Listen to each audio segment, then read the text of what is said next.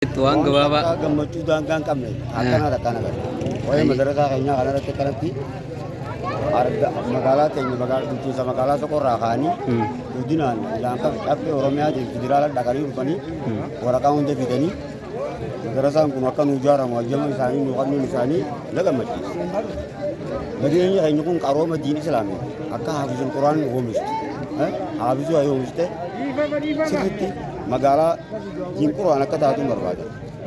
Dargaggoo fi abbootiin keenya qarotuun qareen sadarkaa dalagee jira.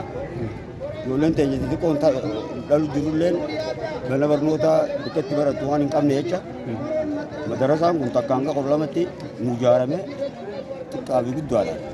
Ammarraa eegallee barnoota akka sirrii baranne magaalaa diin islaamaa akka goonuu Mee bareedaadha yaadni kee dhaloota biyya tanaa ka biyya alaa keessa jiraniif maal dhaamtamee akka madarasaa kana bira biyya tanaa yaadni biyya alaa jiran hedduu jira baay'eedha.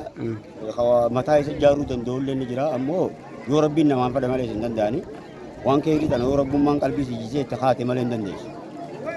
Suudii Arabiyaa ni jiranii Ameerikaa, Awustiraaliyaa dhaloonni magaalaa tanaa bikkee hin jirre hin jiru. Isaan san hundi xiyyeeffannaadhaan hawaasa keessaa dhalatan kan akka madda barnootaa ta'u akka sirriitti abbootii fi ilmaan isaanii obboleeyyan isaanii baratutti sirriitti akka nama waan isaanii godhutti waan rabbii tana sirri gargaarsa cimaa kannanii akka waan kana yeroo gabaabduu keessa nu gargaaranii rabbii hojii rabbi riskii isaa kannuu fi rabbi haa laaffisuu fi akka amma nu gargaaranii barbaada. Dhuga galatoomi atis bakka. Galatoomaa jenillee.